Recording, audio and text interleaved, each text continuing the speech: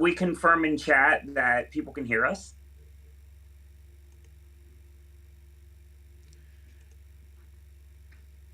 Did I do all that for 17 minutes and not realise that we're not fucking there? God, I hope not. Press going live. Hold on. Dang it. Have we been doing anything, or have you? Is this the first time you're seeing us, everybody? Yes, what, Brian? Because I thought I had set it going, and now it's saying it isn't. Now I'm seeing people. Yeah, that's what I was. Did I not press? I thought I pressed go live. I'm just seeing yes. Oh god. Right. Fuck. Yeah, because we had okay. Everybody that can hear me talk right now. Wow, this is the coldest open in the history of Popcast Network. TLDR. Ashley. I mean, Owen. Predictions. Bring up Wolfman again. You missed the loud thunder boom outside. I brought up the shape here with his darkest eyes. So yeah, predictions. The independent spirits are going gender neutral on things. Look up for yourself. It's on Variety and all that. I like the way this is starting already. Okay. Well, at least in the archive, it's going to be really straight to the point. Heck yeah, let's go. We have gone through your comments and talked about some of them, whatever. To be fair, we went through all of them. Josephine, we praise that you were not being fandom, so we never got to hear. We never got to hear Owen shoot on friends. We will when we go back through the questions again. Eventually. Right. Disclaimer from AJ, and then we might actually get to adapted screenplay because I clicked the blooming go live button and it never triggered. What the shit? I mean, this man needs to be filming this, not you. So. Okay, so the typical preface, if you're new here, or just happen to come across this, it's August, which means that not only are we very far away from this happening, but the fact that until nominations morning, there are no right or wrong answers. Yeah. So if you want to heavily criticize somebody for something they're saying here, we're all just playing a guessing game. And there's stuff that's stuff that sometimes comes from out of nowhere, and there's stuff that seems big that ends up dropping off. So nobody knows shit, is what I'm trying to say. So we're just gonna say what we're thinking right now, and then we're gonna go from there. Once a month, as you know. So, is that it? I think so now. It's basically. Long story short, don't be a piece of shit. Just let's all have fun. Yeah. Yeah, totally. All right. Starting with adapted. I feel like we're kind of bare bones here right now. Okay. There's one option I didn't go for that I, weirdly enough, didn't really even throw into the mix because I figured it'll just be more of an acting thing than anything else. So, before I say my first choice, just to confirm, we did learn recently, didn't we, that the Banshees of Inisherin will probably be adapted because it's going the Moonlight route, where it's like a play that was never came to be, but they're counting it as adapted potentially. I don't know if this was ever confirmed. I believe that is what has been, and well, I was gonna say announced, but I think that's every lineup I've seen has had it and adapted. Yes. All right. Then with that said, for adapted, I have the Banshees of Inisherin, Living, She Said, The Sun, and Women Talking. I kind of considered White Noise, but I almost wonder, even being Baumbach and the fact that he's had success very recently, as far as getting a movie here, it might just be a little too off the wall, content-wise, for people to really take to it. But then, if it's off the wall, there's also a chance it could get in here and nowhere else.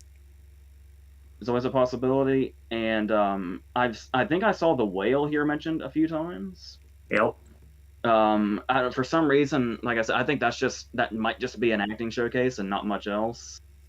At least that's how I feel now. And the other thing I considered was if Knives Out can go 2 for 2 with Glass Onion, because I'm assuming we're still under the rule that a sequel is automatically adapted. I would say so. I would say so because it's adapting itself off a previous film. So. Yeah, but I didn't want to quite immediately jump on the 2 for 2 thing, so that's how I ended up at the ones that I'm at. Those 3 that I didn't go with and the 5 that I did, I'm not really sure what else is even here in contention, unless I overlooked some things. But yeah, so for right now, but then like we were talking about though, I don't know how many of us were even talking, at least amongst us 3, if anybody was thinking about putting the ultimate winner last year in this category that also ended up being the picture winner. I feel like we were barely talking about Coda at all at this point last year. Oh, I saw it. Like it was just like, oh yeah, that was that movie that was big at Sundance. It might be a contender somewhere, but then we didn't really go hard on it for a very long time. The one thing I will say to counteract that is the only thing that I went really hard on was something that did not end up coming through, and that was Marley Matlin. Yeah, I did that back in August for sure. You know, it's so interesting how that's basically just the reverse of what happened. Well, I think I had Coda in picture, but I wasn't sure about screenplay. That sounds all right. Makes sense. It's an Ashley. It sounds like an Ashley prediction. Right. For my predictions, pretty similar. Only one different from AJ stuff. Same. I have Banshees of Inisherin, Glass Onion, Knives Out Mystery, She Said, The Sun, and Women Talking. Having now found out about Living More, it intrigues me, but having a lot of things from sort of book writers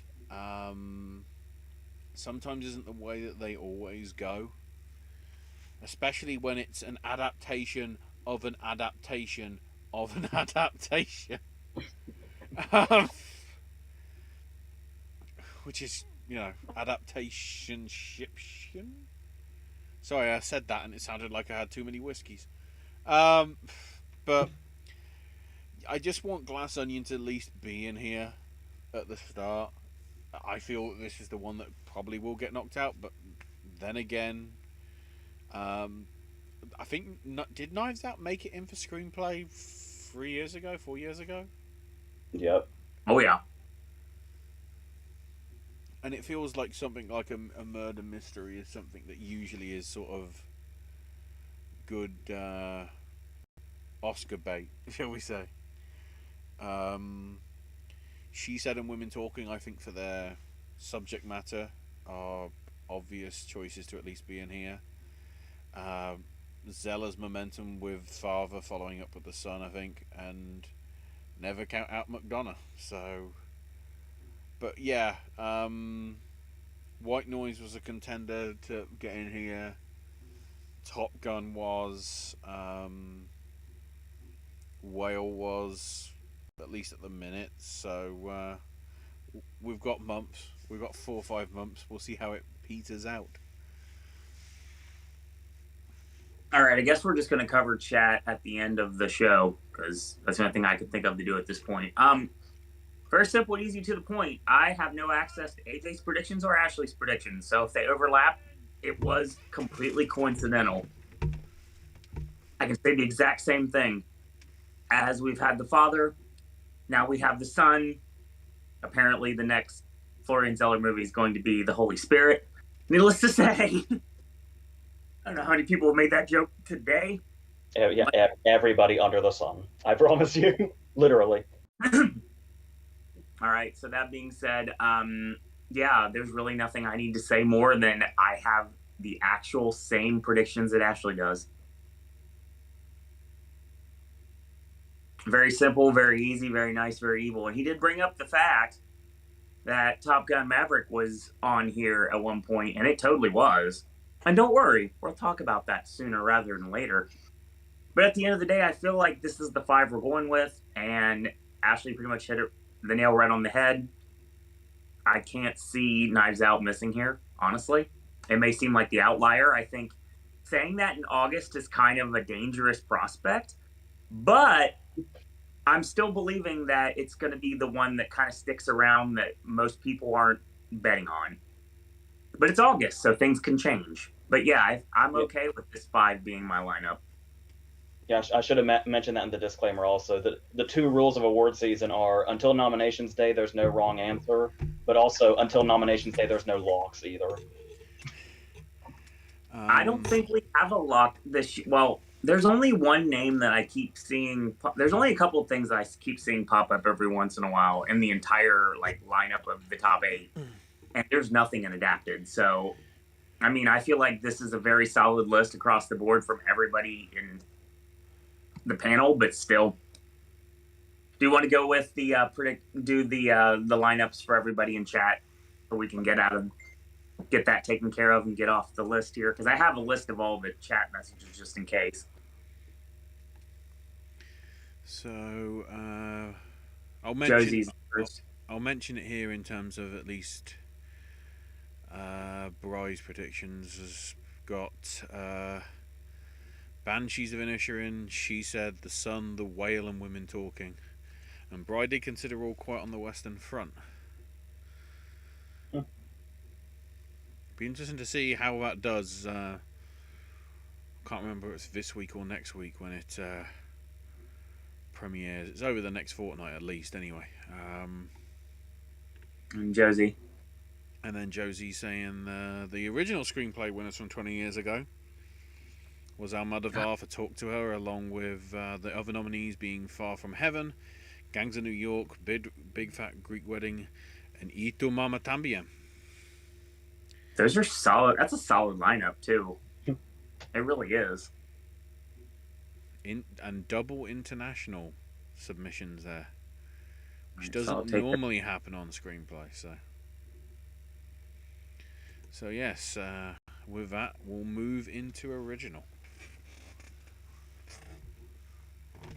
All right. Okay. This is another one where it feels like it's almost like the five I'm looking at is too obvious. Like there's going to be a wrench in here somewhere. But there is actually a movie that I'm going hard on when we go into the others, but I don't have it here, which might seem odd, but we'll get to that. I have Babylon, Bardo, Empire of Light, Everything Everywhere All at Once, and The Fabelmans. Like I said, that one, it almost seems too clean. Triangle of Sadness, I somewhat thought about, but I also wonder if, kind of like White Noise, when I looked into it, it was like, will that kind of be something that's a bit too out there, maybe, for them to really go to? But once again, like we said, if they're going to go for any out there thing, it's most likely enough in Screenplay, if nothing else. And another one I seriously considered was Tar. But like I said, there may be a movie that I'm really going for in other categories higher than this, that it might seem odd that I don't have it here, but I'll explain those as they come. Ashley.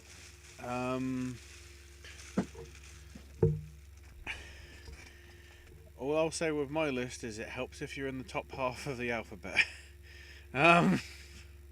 Okay, so these probably match mine. I have Babylon, Bardo or False Chronicle for Hand Through Truths, Empire of Light, Everything Everywhere All at Once, and The Fabelmans. I told you, it's almost too clean, isn't it? It's almost too easy. It's very suspect when it's this easy this early. The one I was thinking might get in here, because I think if it gets the right momentum, it's got a chance, is Till. Yeah. I think that has more of a chance, and having seen now the trailer for Bros, it looks surprisingly okay. I don't want to say good. It just doesn't look too stupid a comedy. And then, of course, you've always got whether David O. Russell's actually written a good script. I don't have any faith in him right now. Like, as far as getting here, the movie, I guess, is another story. But I didn't really go for Amsterdam at all. I don't know if anybody else did. Yeah, Everything Everywhere All at Once just feels right at the minute. Empire of Light is British skew. The Fablemans is because it's Spielberg. Babylon because it's about Hollywood. And Bardo because it's the foreign one. Isn't the setting of Empire of Light a movie theater? Yeah. I think I saw that. That's why I have a fondness for it. It's about a movie theatre in the UK in the 80s, which hopefully means good licensed music. Please get that right. So yeah, those are my 5. All right. Josie says it's interesting how She Said is coming out 20 award seasons later from Chicago. 20 years later from Perdition, Empire of Light comes out. Road to Perdition won cinematography that year. The DP Conrad Hall shot Butch Cassidy and the Sundance Kid, Marathon Man, and Cool Hand Luke. Brian's screenplay lineup is Babylon, Bardo, Empire of Light, everything, and Fablemans. He says, I'm going to wait on more reactions to Triangle of Sadness until I consider it for the Big 8. So, yeah. Now, this is like a Mystery Science Theater 3000 joke from like back in the day. I believe it goes, The Amazing Rando. So, I think that's from the movie. And that's what I'm talking about. I'm talking about the movie. So, yes, moving forward is now here to be known as Bardo. So that's what we're going to call it. And I'm going to say it with the inflection of my voice. And speaking of inflection and disdain, my best original screenplay lineup is Babylon, Bardo, The Fablemans, Triangle of Sadness, and yeah, whatever. I'm not. You got to make it official, dude. You got to say it. Everything that's overrated all at once. Close enough.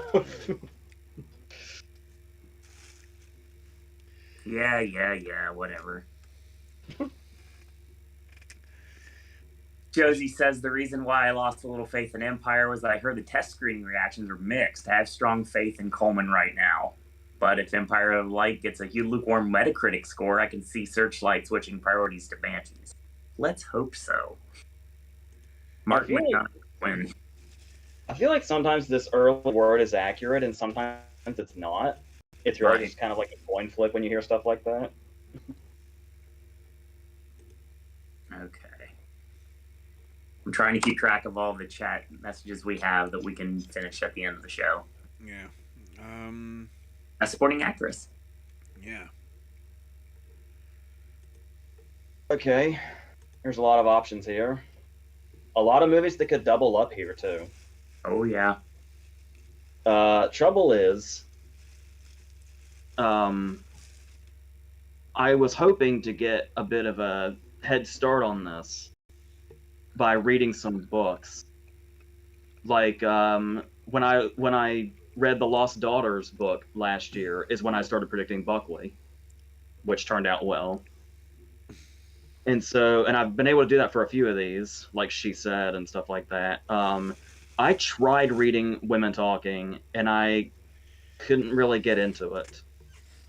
So I was really hoping to have that in my back pocket for this category especially, because there's a lot of big names here that could be in this category, but I have no idea who has the showy part or what's going on. So going in blind when I bring up Women Talking, because it's the one I decided to double up on. So I have Jessie Buckley for Women Talking, Lee Jun Lee for Babylon, Rooney Mara for Women Talking, Samantha Morton for She Said, and Michelle Williams for The Fablemans. Michelle Williams in a mom role in a coming of age movie, I know Katrina Balfe kind of proved us wrong last year about automatically go for the mother role. True. But it was still a maternal role ended up in her spot, regardless, from the same movie. And so just kind of going in blind on women talking, and it's like if something was going to double up there, it could be that. I'm not really sure what made me go Lee Jung Lee. I just saw her very high on the cast list, and the idea of it being kind of about the transition from silent to sound, and her being a big actress at the time, playing a big actress at the time. I feel like there could be something there. So if they're going by the book, Samantha Morton has a very showy part, and she said. So the people that I left out were Vanessa Kirby and Laura Dern for The Son.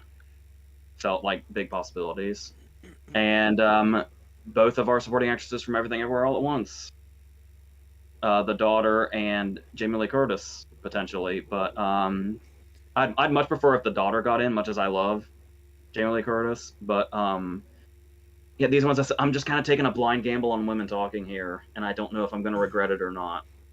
But the other three I feel okay with. So it'll just be interesting to see what happens here in general. Like we were saying yesterday, the female categories are where all the bloodbaths have been lately, and this year is definitely no exception. There's gonna be a lot of battles going on here throughout the season, which is exciting and fun, but a pain in the ass and a headache when you're trying to do predictions. So there's that too. Predictions also makes you dislike performances because they're not going in with your predictions, and even though you may like the roles, you may hate them because they're winning when that's not what you predicted. It always comes back to, I love The Martian so much. I love The Martian more and more with every passing year. But if you go back and watch us in the 2015 season, you would think I hate it. And I'm sure the best example I could throw out is I really enjoy Moonlight. I've rewatched The Martian twice this year. That's how much I love The Martian. Maybe someday I'll get on this whole streaming thing, but I have to get past the 90s into the 2000s before I can go into the 2010s and 2020s. So we're on to DVDs. Close enough. Or Redbox. Best supporting actress. Or Netflix when they actually did DVDs. Blockbuster. Yeah, true.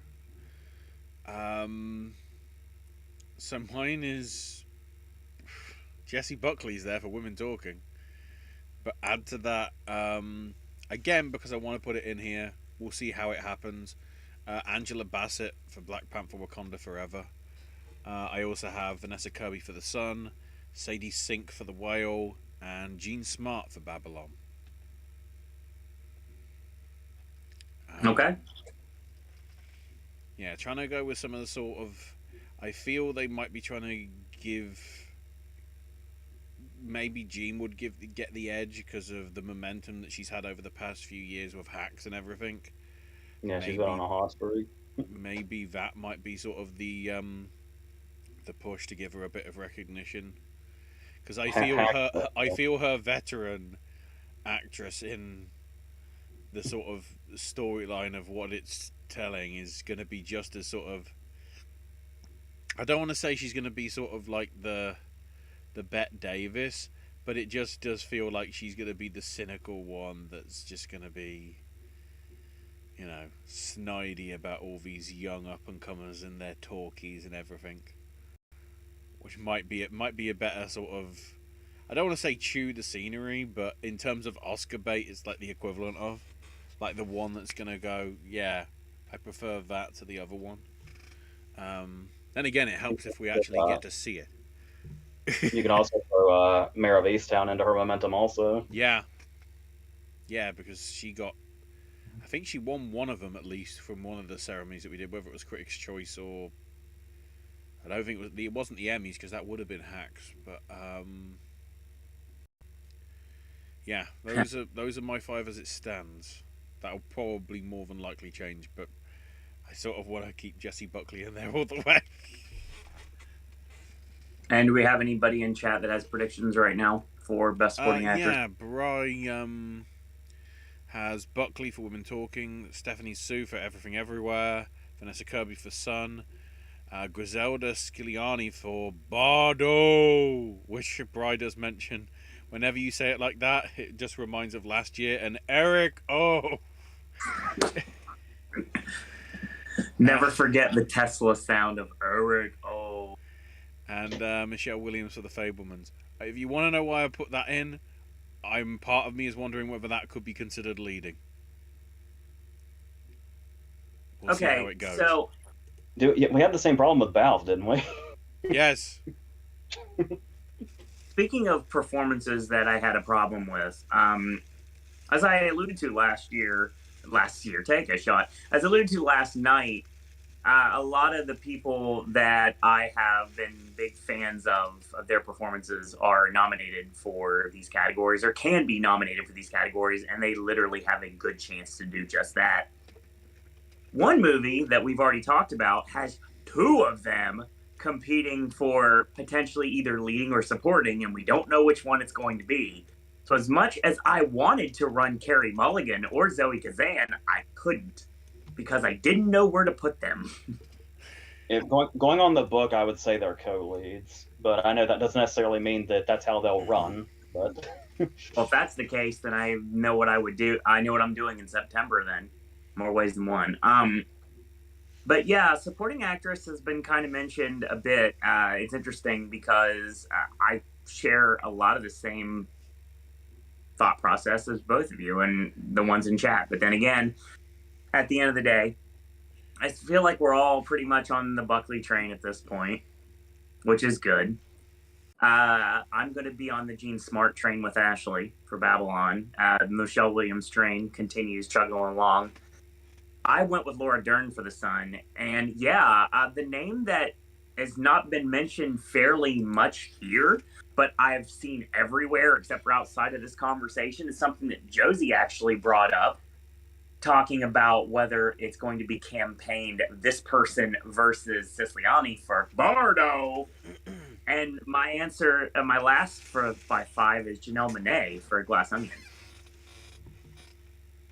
I've heard great things about her performance, and I feel that if they go heavy in on Knives Out, I feel like a supporting actress and a screenplay would be a really good 1-2 punch for the movie if it doesn't go any further. You got me thinking about the She Said leads now. And it was like, because I was thinking going in after reading the book that they're co-leads, but I could potentially see them doing Kazan leading, Mulligan supporting. Because I was trying to think of an example if they want to like fraud her, and it's like, and this is a weird, random example, but it's the first one that comes to mind. I could imagine Mulligan having about the same amount of screen time and She Said as Bridges does in Hell or High Water, and he still went supporting. That's right. So I'm not sure, but I would think they'd both go leading. But I mean, I have a spot that I could put Carey in that lineup, but I don't really have two. So I mean, I guess we'll have to see what happens in September. Yeah, when we start, it's like we've always talked about. When we start seeing these things, we'll have a much better, like seeing the actual movies, we'll have a much better idea, hopefully.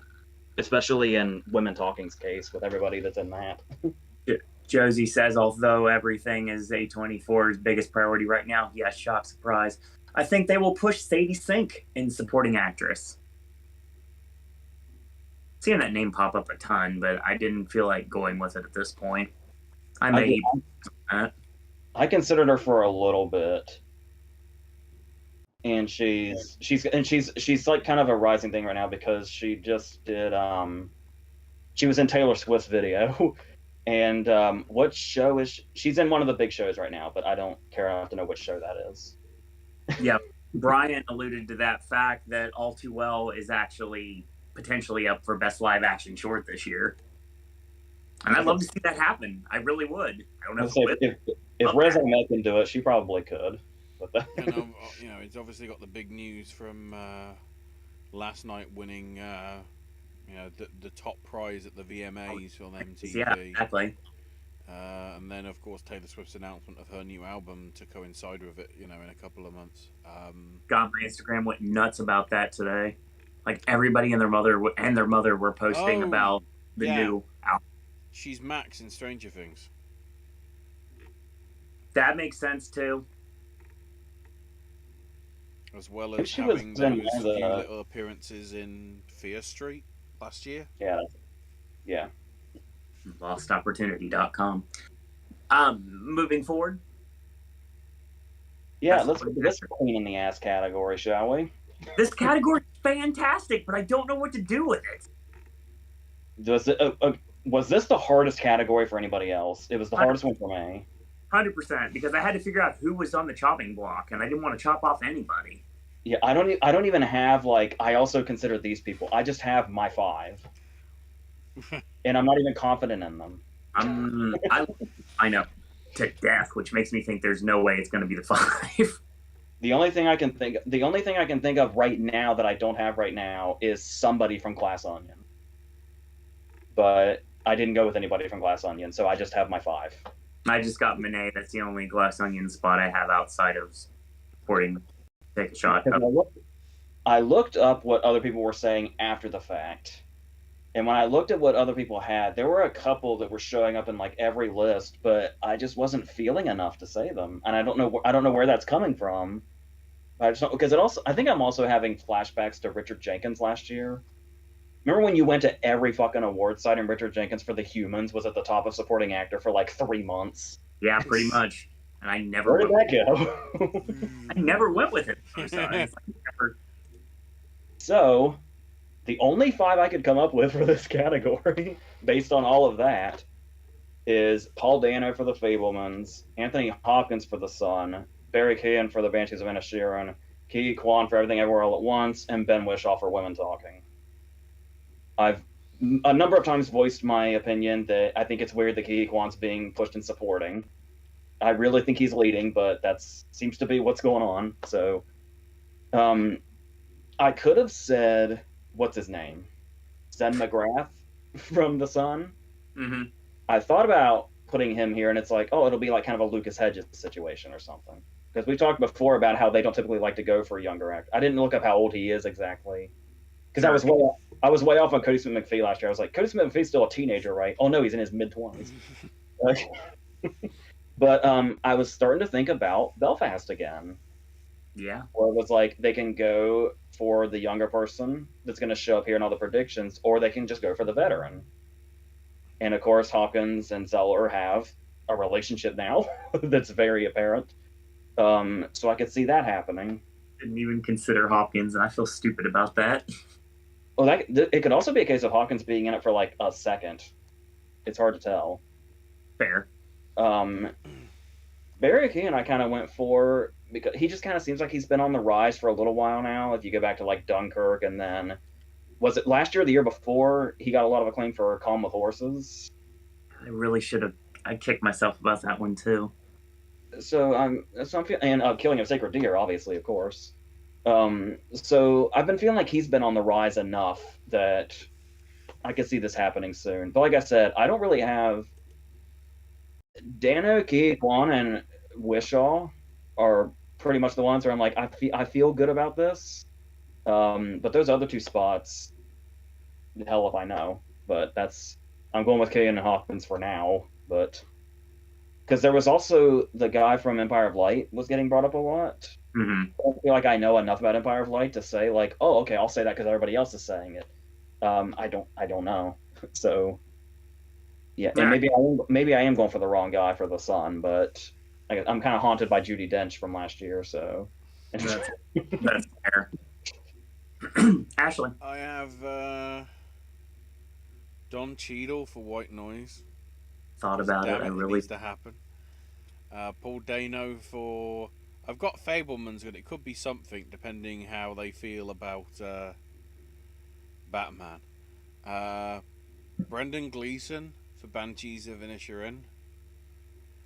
Woody Harrelson for Triangle of Sadness, and Barry Keoghan for Banshees of Inisherin. Farrell isn't in here because I don't know. it'll be again. It's like, is Gleason going to be leading, or is? So to my understanding, it kind of sounds like a Bruce situation again, where Farrell and Gleason are both leading. Yeah. So, I mean, I've put them in supporting for now, because from the way the sort of trailer looks, it sort of is like. It seems like it's a film more about Farrell's character and Brendan's character, Gleason's character, sort of causing the rift that happens with them and whatever. So that, it's hard to tell. But I think this is my only case of doubling up. Yeah, that I've got down. But Yeah, I think this if is the it's going to happen, now. I think if it's going to happen, Keegan's momentum over the past few years, even from, I think his debut for most people would have been Donkey Kirk, as I always call it. Which, when you're alongside Mark Rylance, not a bad way to start. Although that was in around the same time as Sacred Deer, right? I think same year. I want to say Sacred Deer was 2018. No, The Favorite was then. So yeah, it would have been the year. Yeah, 2017 for both. Yeah, that sounds right. Yeah, it's always tough again with the Fabelmans, like which one are they going to sort of champion through? So I just sort of went with the more high profile one. But I'm not very confident in that. Maybe mainly because of category situations and whatever and all that. But it's one I'd like to see, at least at this early point. We've got to, once we actually get people actually having seen them, we'll go yes or no. Something I forgot to mention also about the Fablemans was Rogan seems like he would have a really good part also. If you could get the Academy to take Rogan seriously enough, which I feel like after Steve Jobs, anybody should. And he's so good in Take This Waltz. So I'm really curious to see what he does in this, and that could always be something that's being underestimated. Bry's predictions are Gleason for Banshees, Judd Hirsch for Fablemans, Ke Huy Quan for Everything Everywhere, Zen McGrath for The Sun, and Wishaw for Women Talking. I don't feel comfortable with mine.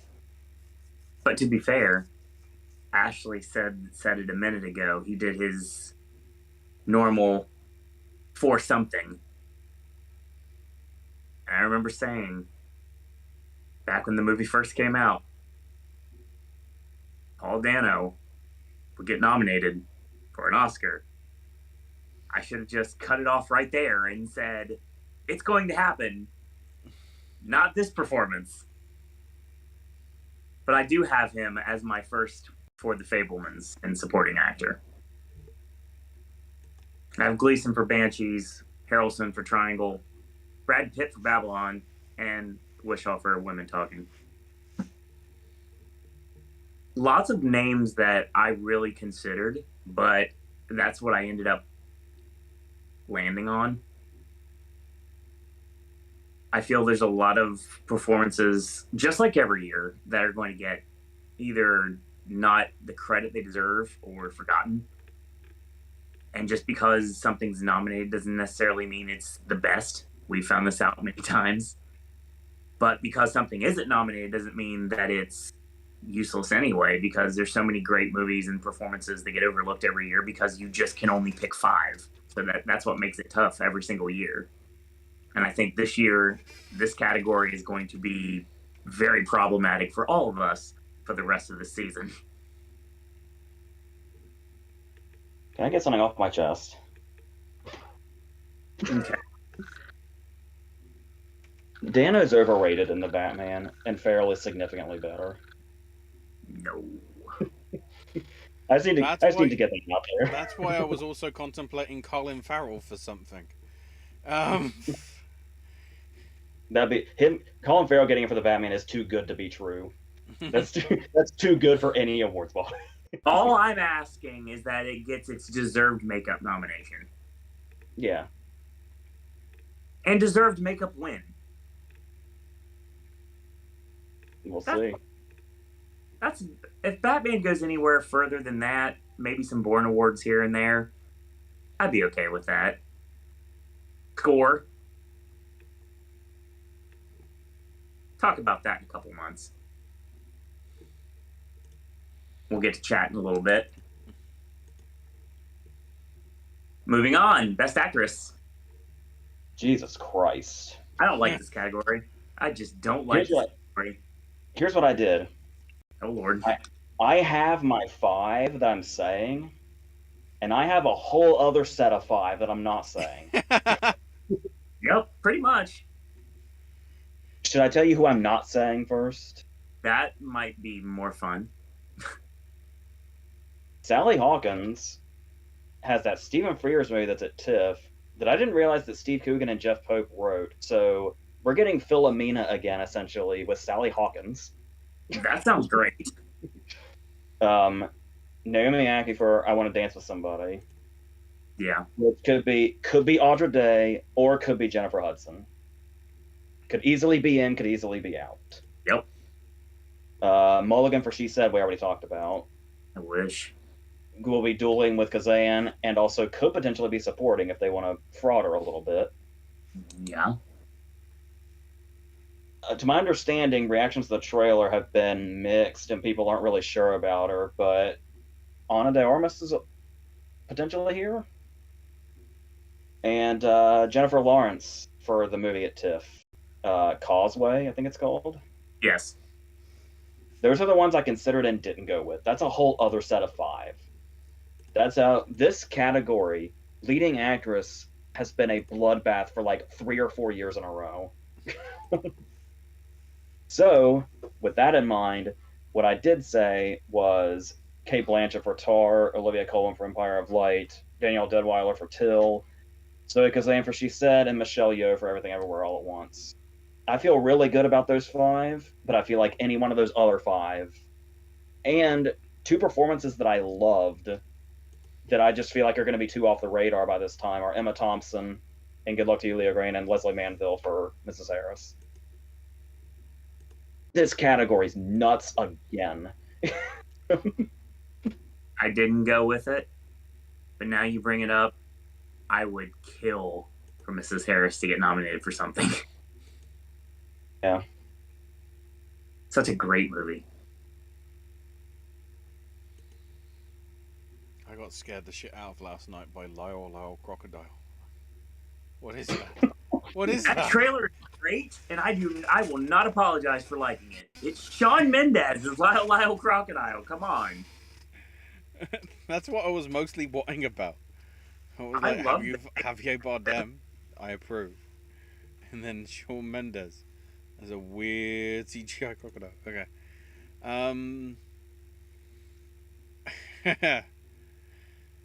Take some of the names that AJ mentioned, mix them about a bit. Well, take most of the names AJ mentioned, don't mix them about a bit, but add a spice of Britishness. I have Blanchett for Tar, Coleman for Empire of Light, Deadwyler for Till, Emma Thompson for Good Luck to You, Leo Grande, and Michelle Yeoh for Everything Everywhere. I would love to see Thompson get in. Especially since they owe her after 2013. The thing that I feel really passionate about, but I don't think it's got a chance of getting in, is Katie Brand's screenplay on it. I think it's more likely to have her being a realistic, like, female woman, not stupidly, you know, Meg Ryaning it or whatever. Like typical romantic comedies. You know, it feels natural and something that I would just like to see get in alongside probably a lot of a lot of Oscar baiting to some extent from the others. Maybe bar Michelle Yeoh, because that's just had a natural sort of, at least to me, a natural sort of charm. And but I'd like to see her to get recognised for what? Did she even get nominated for Crouching Tiger? I doubt. This will be her first nomination. Yeah. So yeah, do it, you bastard. Even if it's just a nomination, do it.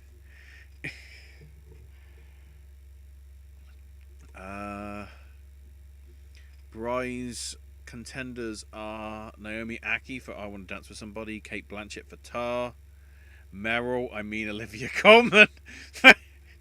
Yeah, Olivia is becoming the new Meryl. Meryl's gone into hibernation. What's she doing? And let's just celebrate. It couldn't have happened to a better person. I love that Coleman is just the awards darling now. Olivia can just do whatever the hell she wants, and it would be that's good.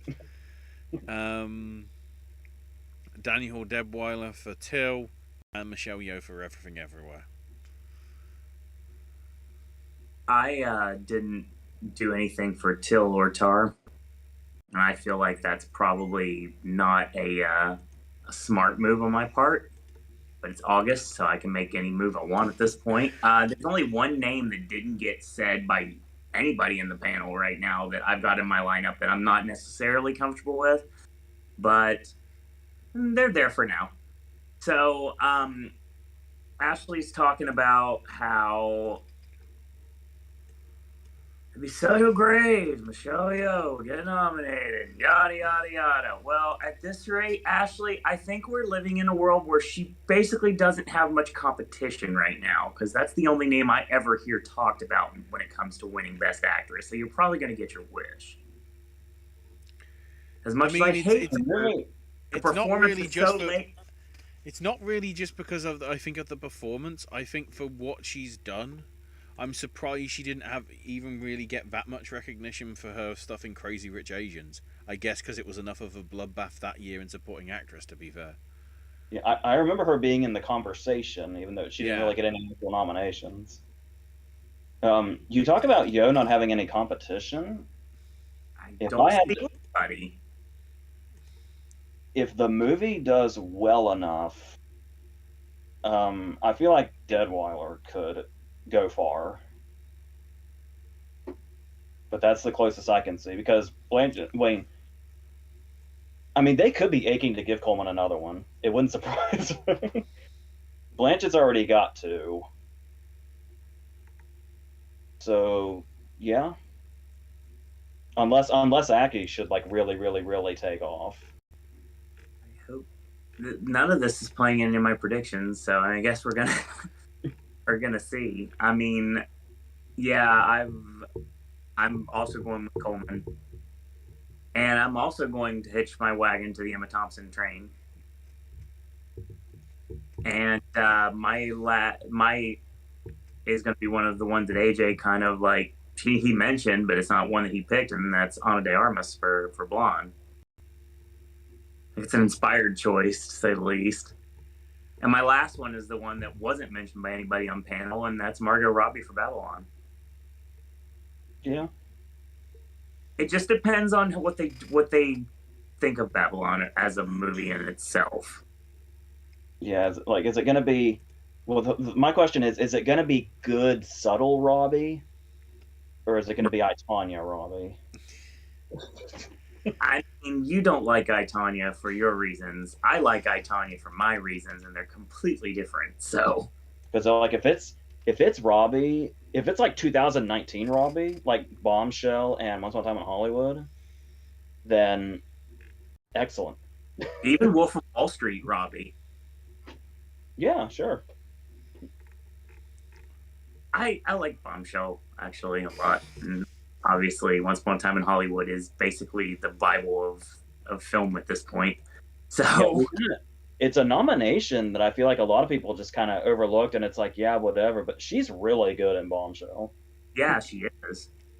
I really like that movie a lot more than I thought I was going to. But then again, I don't really like the stuff like when I hear about it in the news, but when I see a film about it, it captivates me. And we will get to our chat at the very end of the. I am intrigued, having looked it up. Babylon still doesn't have a film festival listing. So I am the only thing I'm wondering is whether its big world premiere is actually going to be at London, That sounds logical. which would be big because they haven't had I don't think they even had the world premiere of Irishman. It was just the European premiere. But I'd have thought if it wants to be considered, it needs to be at one of the festivals. I would have thought. Or is it just because Paramount are short of money? I don't know. Well, Yes. I mean, it's Damien Chazelle making a 3-hour Hollywood movie. I'm sure it'll be fine regardless. Yeah. Yes. So continue. I on. I worship at the altar of Whiplash, but I'm so fucking sick of that guy, man. That makes one of us. And maybe I'm okay. I will admit it's probably a little bit of jealousy because I'm pretty sure he and I are not that far away in age. We've had this conversation many times. You guys are very similar in age, so yes. But La La Land still annoys me, and I keep forgetting that First Man exists. So, are we Best on? actor. We got 3 awards left, and then we're going to chat. Yeah. Best actor. All right, I got 3 people I considered and didn't say. Okay. And honestly, once again, not a lot of confidence in my lineup here. I don't know what's going on with the male categories, but just not confident. And I will explain the people that are missing. Okay. The best I can, anyway. Sure. The people that I do have are Brendan Fraser for The Whale, Tom Hanks for A Man Called Otto, Hugh Jackman for The Sun, Bill Nighy for Living, and Song Kang-ho for Broker. I thought about going with the lead guy from Bardo, but also there's a lot of instances where a movie can do really well and the lead gets fucked over. Case in point, somebody I just mentioned, Song Kang-ho. That's fair. By the way, speaking of, I feel like not only does he have the can win, which doesn't typically translate to here usually, but just I feel like it's that on top of in retrospect, like I feel like a lot of people realize in retrospect it's weird he didn't get individual notice for Parasite. So I feel like that could carry over and help him out here. Bill Nighy, I'm fairly confident in, actually. Hugh Jackman, I'm fairly confident in, and Fraser, I'm fairly confident in. Hanks probably feels a little random because nobody's talking about that movie. And it's mainly people are just turning their nose up at it because it's a remake. But so is Living. But wow. I think the reason I went with Hanks is because the guy from Bardo kind of slipped away from me a little bit, and there's obviously Austin Butler. And I was telling you last night, Owen, that Austin Butler feels like I could see them having trouble attaching themselves to Elvis because it's a very acquired taste of a movie. Yeah. And I could see Austin Butler having the Taron Egerton run for Rocket Man. I hope not. He's kind of in the conversation, then he's kind of not in the conversation. Then he'll get backed by SAG, get backed by some big awards body, and then just when it looks like he's on the cusp, he'll ultimately miss out. And that's what happened to Taron Egerton. I could see happening because I honestly could see SAG backing him as well. But I feel like he might just miss at the very last minute. And the last person I briefly considered was Brian Cox for Prisoner's Daughter, where he's kind of got the Gene Smart thing going on, where he's got a lot of Succession has him in a really, he's like kind of on fire right now. But I just went ahead and settled on the 5 that I have. The only one that I don't feel great about is Hanks. Like I said, we'll just have to see what that movie does, because right now it's just completely off the radar. The only reason I even went for it is because it has a release date in like December at like the prime time. That's a good bet right there. Because you look at Hanks and it's like there was a time where it's like, oh, it's Hanks, of course he'll get in, but It's like there was that whole gap between Castaway and A Beautiful Day in the Neighborhood where he got nothing for a long time. True. And this could also potentially help Butler because we've talked before about the times that Hanks has missed, like Captain Phillips, and he wasn't in like the conversation for Bridge of Spies, but you look at Captain Phillips and Bridge of Spies, and you'll see that instead of campaigning himself for those movies, he helped campaign his co-stars, and his co-stars went off. That could happen to Austin Butler instead of him getting in for A Man Called Otto. But like I said, I feel like Butler could be in this, but only go so far. Is how I feel about it right now, anyway. And I could be totally wrong about the guy from Bardo. And maybe I've got too much faith in Song Kang Ho right now. Yeah, we'll see. Like I said, it's Fraser, Jackman, and Bill Nye that I feel good about right now. So, yeah. Ashley, go. Adam Driver for White Noise, Brendan Fraser for The Whale, Hugh Jackman for The Sun, Song Kang Ho for Broker, and at first I wanted to put it in because, you know, British skew, but I actually think Bill Nye for Living might actually be a legitimate thing now, and I am marking the shit out for all his performances over, what, 20, 30-ish years? Across everything that I've seen him, both TV and radio and everything. Holy crap. So yeah, pretty similar to AJ's picks, but... Okay. Brian's got predictions in chat. Bri goes with Farrell for Banshees, Fraser for The Whale, Daniel Jimenez Cacho for Bardo, Hugh Jackman for The Sun, and Jim Parsons for Spoiler Alert, the hero dies. Yeah, that was one I was contemplating. I mean, there's a lot, you know, that could be in here. It's, as always, until we sort of, I say this already so far, but when we get the idea of what actual categories are going in, I think some stuff will be easier to sort of like take out and put in, sort of thing. All right. If I, on one thing that Brian said, I loved Mickey Rourke and The Wrestler. But if I had to pick somebody to have won Best Actor in 2008, it would have been Farrell for In Bruges. So it would be a great way to right that wrong if he could take off for this. That I would really like to see that. Plus Farrell's just having a really great year in general. I finally, after much procrastination, watched 13 Lives today, which is excellent. And Farrell's been on a hot streak for quite a while now. Not just this year, but for a while. And I would love to see that sort of culminate into something like this. That would be amazing. All right. Just need to spread some love to Colin Farrell. That's all I needed. Fair. Best actor, yeah, pretty much said the same. There's only one person that's missing, and I'm going to be the one that's going to put him in here because he belongs here. We've got Austin Butler for Elvis. We got Brendan Fraser for The Whale. We got Hugh Jackman for The Sun. We got Daniel Jimenez Cacho for Bardo. And, yes, you damn right, Tom Cruise, Top Gun Maverick. Wow. I'm the one that did it. Is it the Iceman scene that put you over the top? I'm pretty sure it was. And watching it, it's a fucking great scene, man. A four-story IMAX theater in extremely comfortable chairs with the Dolby Digital booming around me. Oh yeah, 100%.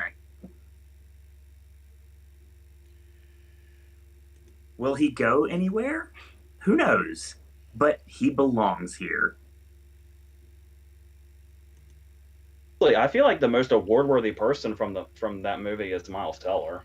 Oh God, yes.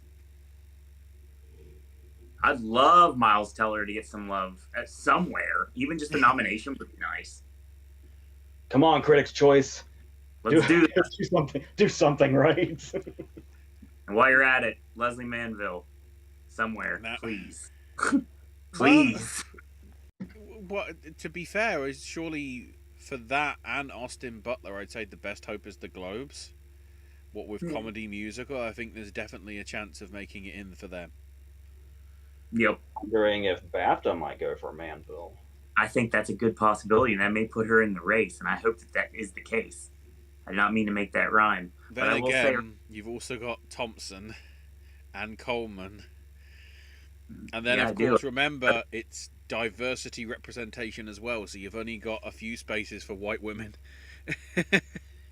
So, that being said, AJ brought up Tom Hanks, and of course his Danhausen performance in Elvis almost was made up my lineup, but it didn't because I erased the word Hanks and put Cruise, and I was thinking to put them both in here, and I was like, can't really do that. I wanted to run Tom Hanks for Elvis, but if they're going to go anything with Elvis, I think it's going to be a lot of the Bourne Awards and Austin Butler, and that's about as far as it's going to go. Even though the movie's from his point of view, if Hanks was in this for Elvis, which I would doubt, they'd throw him in supporting. He's definitely supporting. He was one of my cuts. Bill Nye was my very last cut for actor, and I feel like I'm kicking myself for that right now because I really feel that that's a possibility. Don Cheadle's on that lineup too. He's come a long way. Hotel for Dogs, and when he should have fired his agent, and now apparently his agent got him some really good work. Yeah, what's really exciting is, have you noticed a lot of the people we've mentioned would be getting their first nomination? Yeah. There's quite a bit of that here, which would be really cool. Both young names, but also like veterans who you'd have thought would have been recognised previously. Oh, did not know that. We'll get to chat in a bit. Best director. All right, here's my. You always want to keep things in. You don't want to go too boring. You don't want to go too safe. Whoops. So you got to take that one swing for the fences. Okay. And this is where I'm starting that. Remember how I said there was something that I left out of original screenplay that I was going to go big for, which is a weird move to make.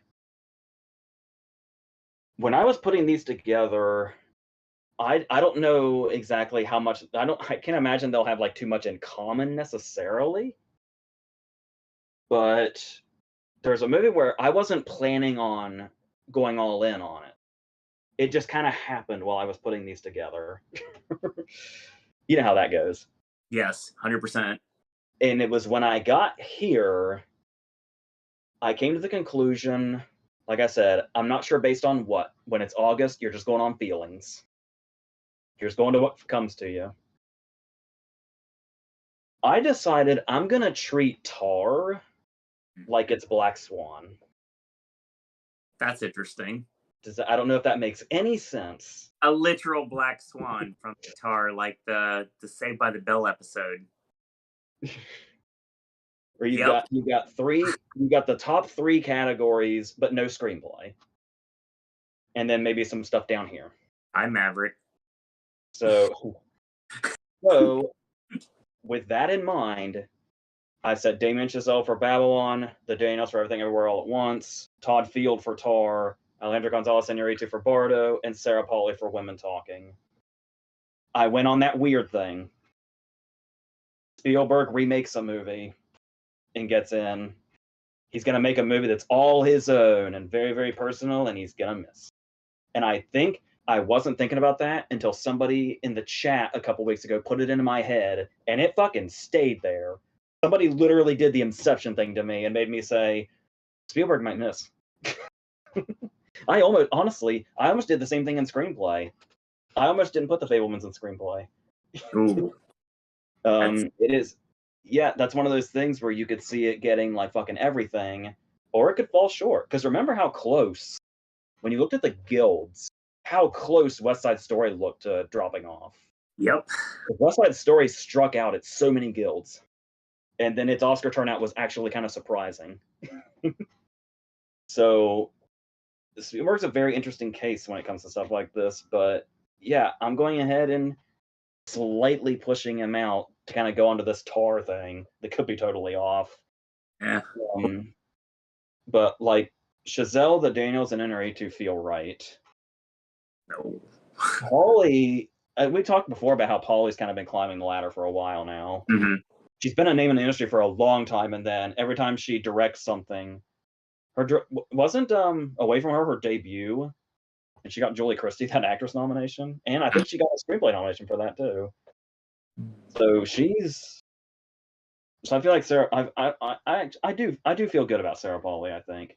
So it's really just this gamble on Tar that I'm doing that I could maybe by the time we do this next month I will have already backed out of it, but right now it's like I'm gonna treat Tar like Black Swan and see what happens. Okay, Ashley, best director.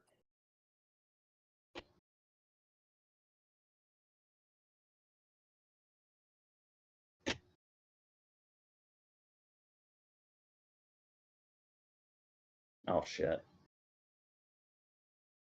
If there's ever a show that we do not have time for dead air, it's this one. Is he having microphone issues again, maybe? I don't know unless it's a work, but I don't think it is. Hold up a sign. I don't care. Hold up a sign. We don't. There we go. Good. That's the other thing you missed, Owen. It's not dead air. The irony is it was dead air because I was going to say Alejandro González Iñárritu for... Okay. Bardo! I'm the one that caused that. I don't have to say it for everybody. Go ahead. Sam Mendes for Empire of Light. Sarah crap. Polley for Women Talking because it's the female entry that I feel that always happens, but I think it's deserved. It's not like it's a token one. Spielberg for Fabelmans and Florian Zeller for The Sun. Because I don't want to give Everything Everywhere too much credit until it goes absolutely ham, maybe. We'll see what happens with that. A lot of these unseen, this feels like it's going to be a really strong category this year regardless.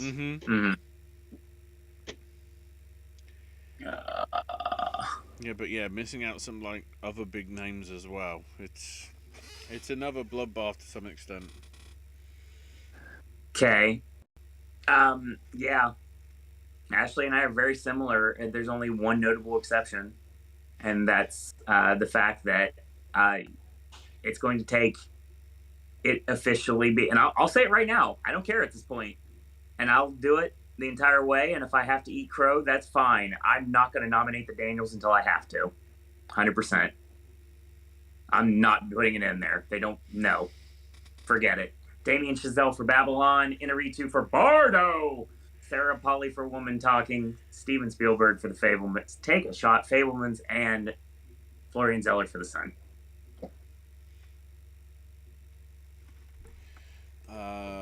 Bry's predictions. I had Park in here. He was my last cut, honestly. But I didn't. I'd go with him. I put Zeller in instead. And that may end up being a mistake, but we'll see. Who was it you left out? What was it? Did I bump something out? What's the one movie? I gotta find it. You literally just said, I just didn't hear it. I had Park in here. Oh, Park Chan-wook. He was my last cut. But then I bumped the movie out completely, and then it's just like, matter. Yeah, because I was trying to think of a...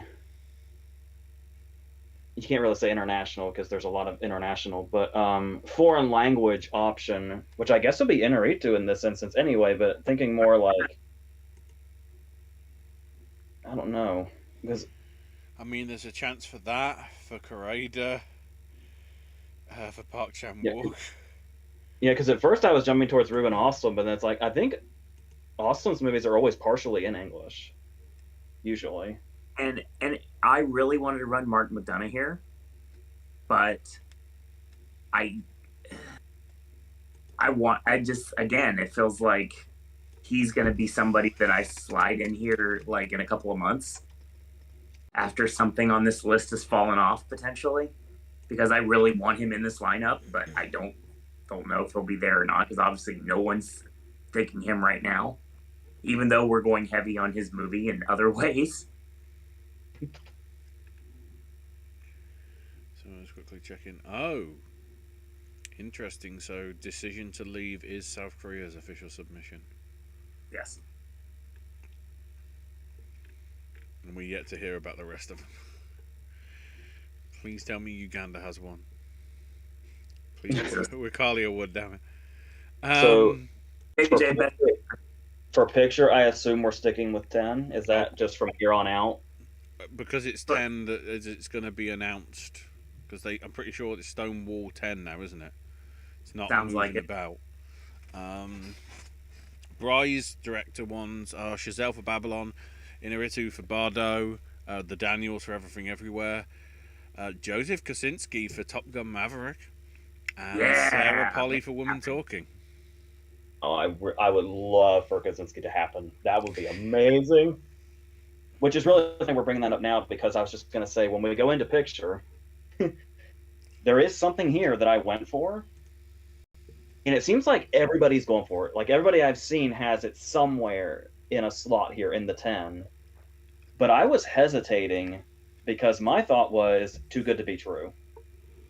When I love a movie this much, I always panic. And it's like, many movies and have been for years. Because unless James Cameron wants to say something, there's a likely chance if he wants to. There's a likely chance it's going to be the highest grossing movie of the year at the end of the day. It's got the support from audiences, it's got the support from critics, and it's not just, oh, this movie's so badass. People are connecting to this movie emotionally, and that's what's really giving it a push also.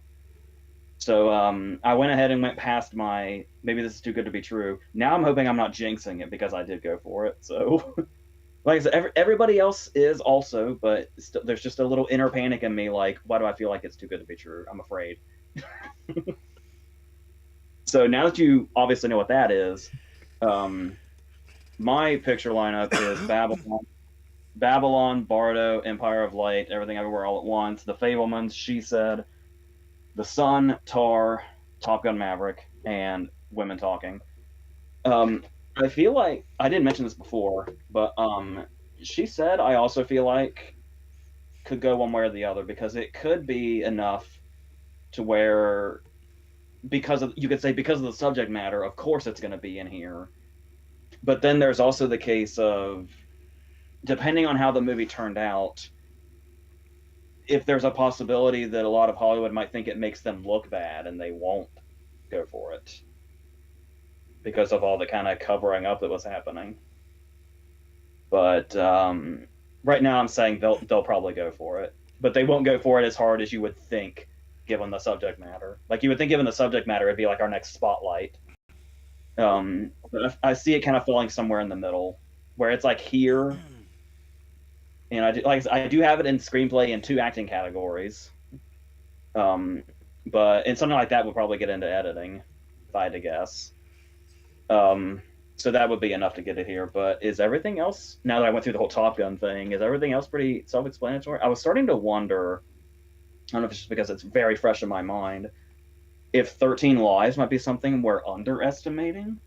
Possibly. It's got a lot going for it too, and it would also like be their way of making up for the Rescue snub in documentary. Could this? I mean, it's not the same kind of movie whatsoever, but could 13 Lives be like a lone survivor circumstance? It's really weird because I don't know where that comparison is coming from, but I understand it.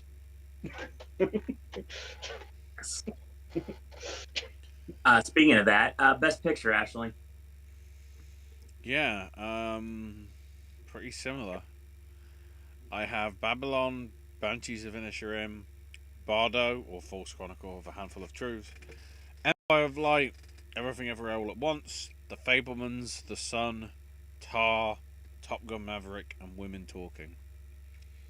Basically, it's 9 and the one to get the casuals to fucking watch the awards on ABC. Which, you know, I would say at least 2, because Everything Everywhere All at Once has a big audience. Yeah, but it didn't take 700 million at the box office. That's what Very I mean. big. But I'm talking the one the big That's what I was screen talking Star about Wars. before. How the thing that annoys me about Everything Everywhere All at Once is that they set up a narrative a long time ago to make you think it's this under the radar movie, this underseen movie. They were setting up that narrative when it hit the festivals. Yep. Before it even came, long before it came out, they were saying, "Oh, this is the under the radar movie. Oh, this is going to be the movie that's criminally underseen."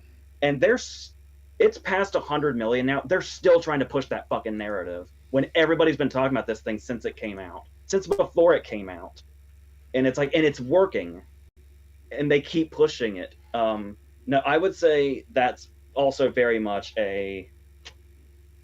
yeah. It's one of the most annoying things about the movie is the fact that they're getting away with that marketing because it is not underseen, it is not underrated, it is not under the radar. It's out there. It's way the fuck out there, especially at this point.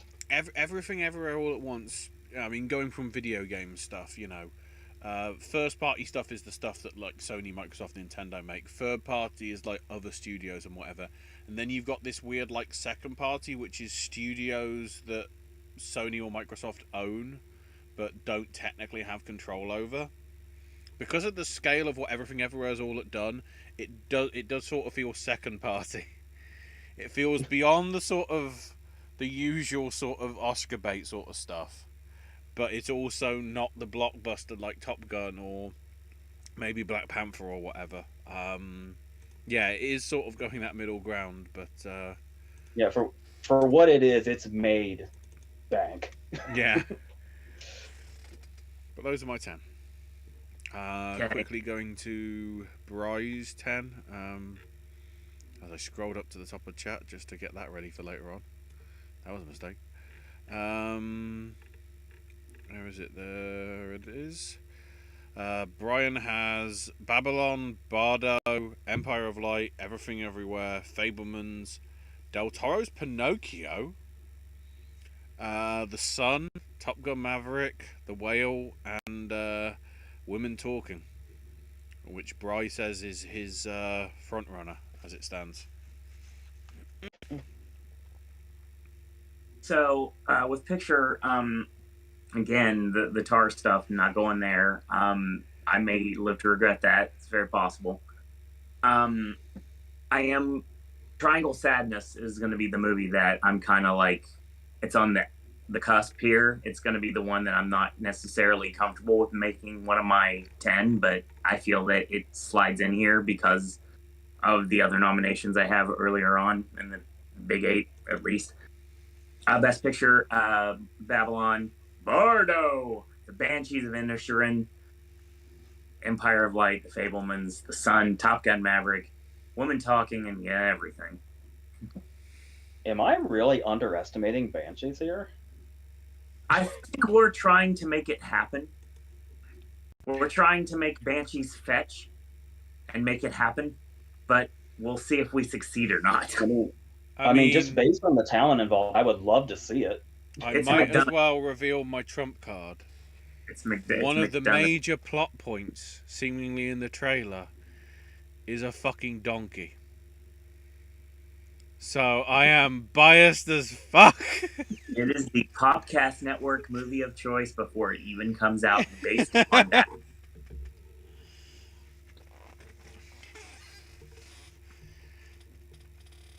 Yeah, so that's your...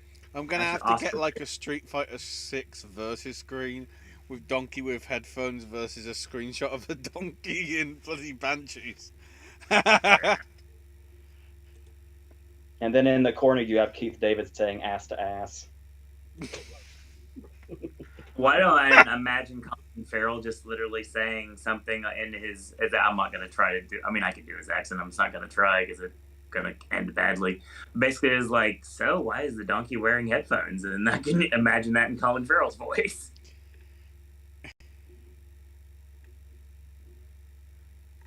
That's your Oscar predictions for August, ladies and gentlemen. Yeah, you take out like the 20 minutes we didn't record. Sure.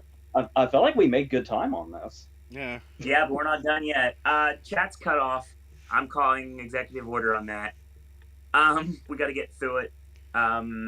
Yeah.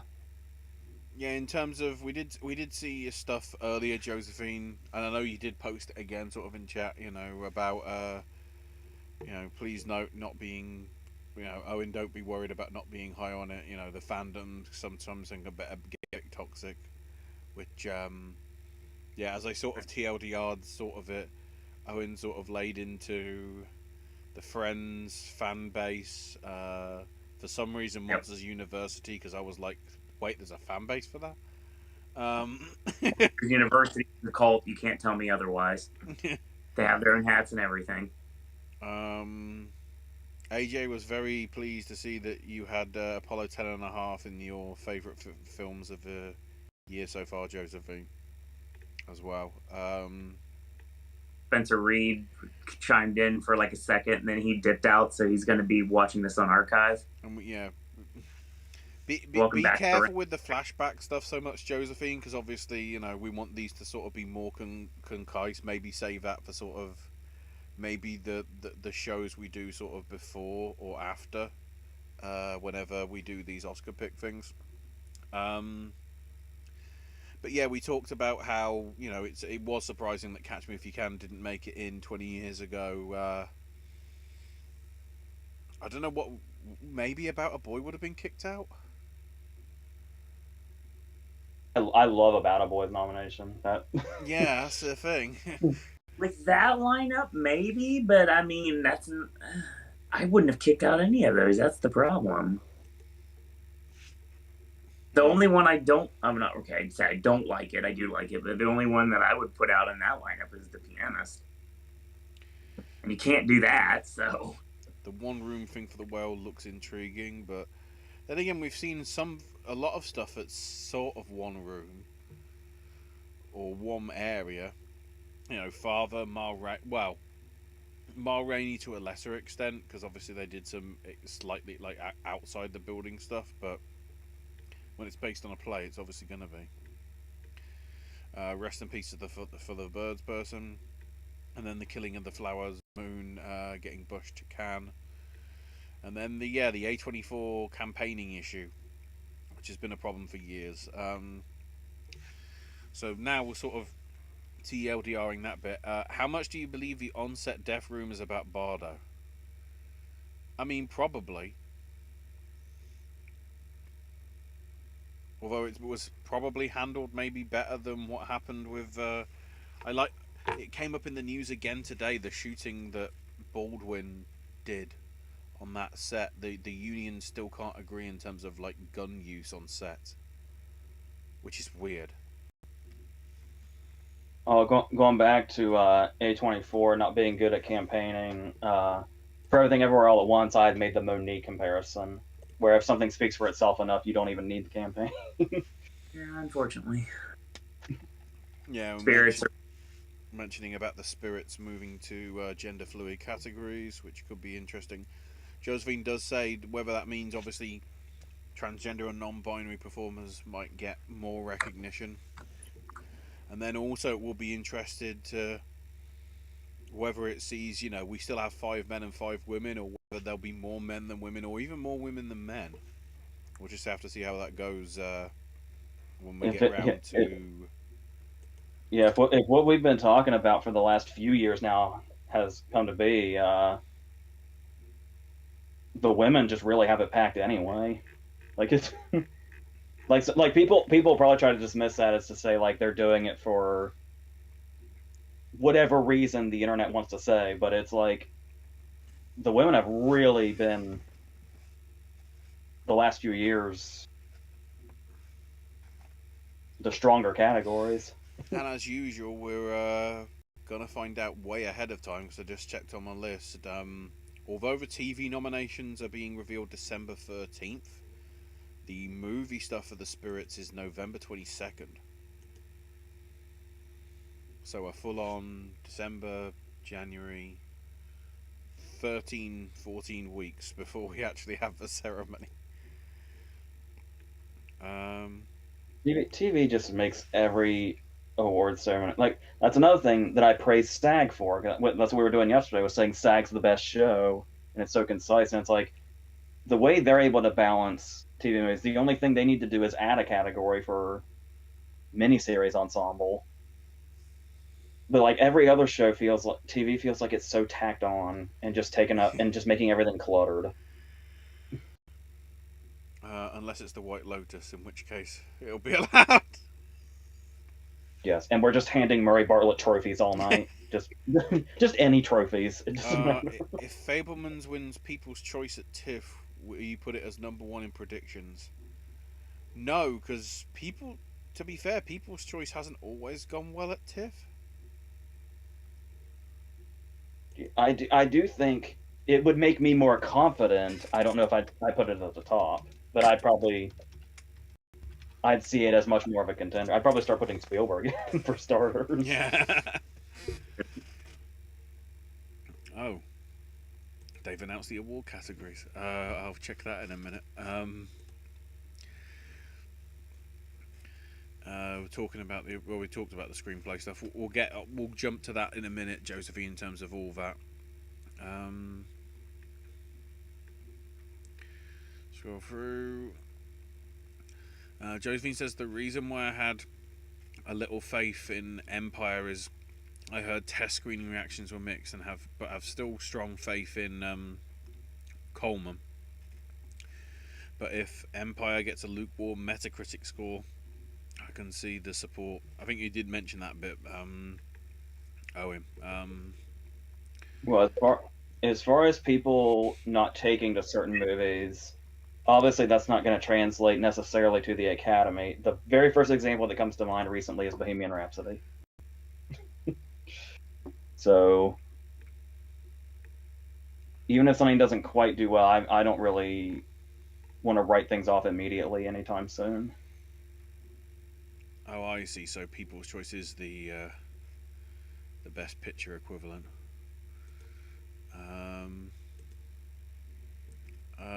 Bryce says I do prefer Dench over Balfe in my view on Belfast. I'd probably agree with that. To be fair, I'd put Hines and Dench over Dornan and Balfe. They feel more like the mother and father figure, to be fair, to some extent. I'm going to be neutral here. I just fucking love that ensemble. Yeah. I fucking love Belfast. Better every time I watched it, too.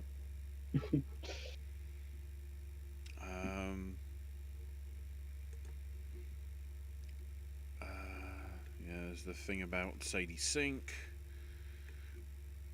Then the thing that you sort of alluded to, Owen, with the who do you think Netflix will put more support into supporting actress Ciliana for Bardo or Monet for Glass Onion? Yep. It'll be interesting. Heads up, without knowing much of it, I didn't have any acting nominations for Babylon. Yeah, it's just we're going on whatever those test screenings were months back, and that I think you were shocked when you found out that it's 3 hours and 5 minutes. Bryce says the trailer does focus a lot on Kazan and her face in terms of the poster for that's she said, right? Or that's women talking? She said, because it sounds like Kazan might be leading up as running for leading and Carrie and supporting. That's how the book felt. Like I said, the book felt like they were co-leads, but I could see Kazan in leading and then kind of frauding Mulligan into supporting. Chris Cooper's actor win for adaptation 20 years ago is a pretty cool win, alongside the nominees of Harris for The Hours, Newman for Road to Petition, John C. Reilly for Chicago, and Walken for Catch Me If You Can. Thoughts on them? They're all strong. I'd say that's a pretty... I can't remember if anything major missed out that year in terms of supporting. I love the Reilly nomination. Same here. I say, and you guys know what I'm talking about, especially you, AJ. I use the Mr. Cellophane line all the time. 100%. I mean, there's obviously, Cell Block Tango and stuff like that, but I think Mr. Cellophane might be my favorite scene in that movie. I love Cell Block Tango for a lot of reasons, but still.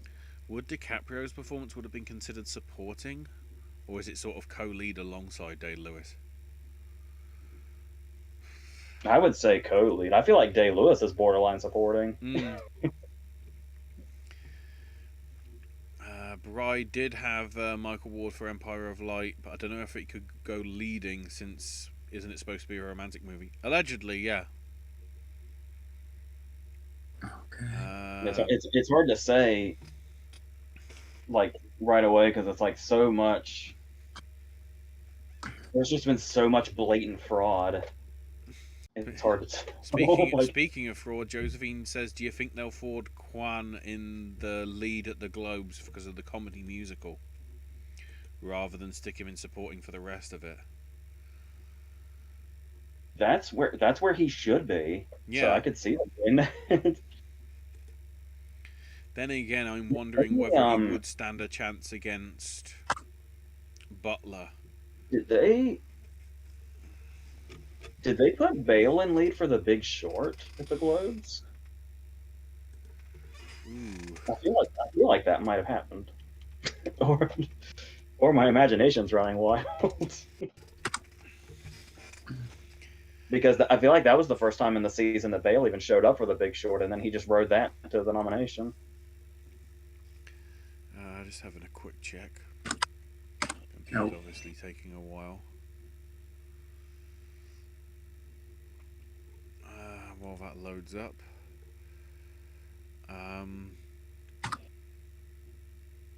Matt, if you nominated Dano and Kazan this year, we've got another celebrity couple nominated, but for different films, like Bardem and Cruz were for last year.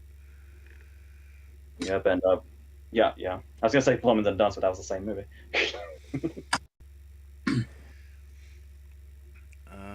I want someone to make a meme of Finch and Stifler's mum from American Pie, but with Olivia Colman and Michael Ward's faces, and call it British Pie. Okay. That escalated quickly. That sounds more like Good Luck to You, Leo Graham than Empire of Light. Brooke killed a guy with a trident, you know? Oh, so double checking.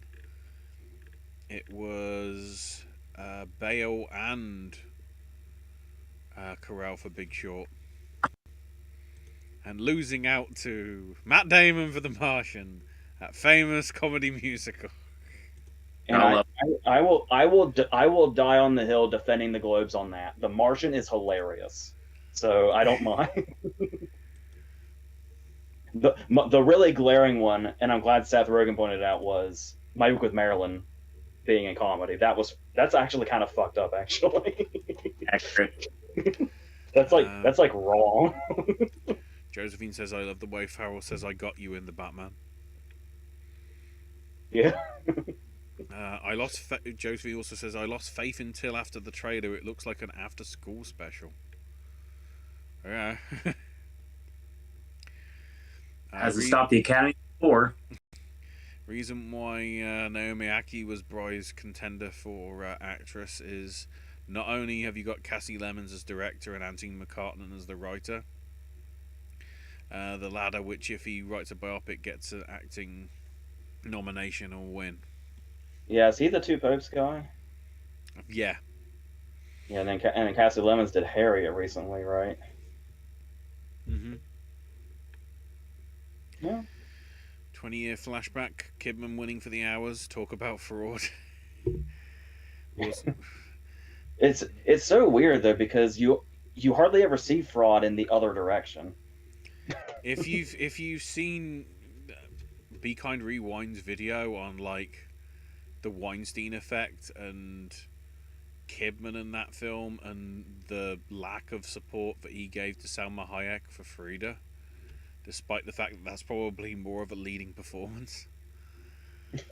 I still always contend that the reason why Kidman won for The Hours is because he got screwed over from Moulin Rouge. And then Diane Lane for Unfaithful, Julianne Moore for Far From Heaven, and Zellweger for Chicago. Scoot McNairy's in Lyle Lyle Crocodile, although it's listed here Lyle Lyle Come On. Is that like the fusion that we need between Come On and Lyle Lyle Crocodile? Next question. Scoot McNairy's in both of them, so that would make sense. I feel too many people are writing off Ana de Armas too quickly. Yes, it's an NC-17 movie and will be provocative, but it's a biopic. Yeah. If it is sort of like warts and all and like does go into Actually, it might get more credit. actually, it's not a biopic. Isn't the book completely fictional that it's based on? Ooh, good question. No. So she's a real person, but I think it's basically the same thing as when Michelle Williams played her. It's a it's a very fictional movie. She just happens to be playing a real person. Since not knowing much of the plot of Babylon, there could be a possibility that Margot goes supporting. I don't think so, because from what I believe, it's sort of revolving mainly around Clara Bow's transition.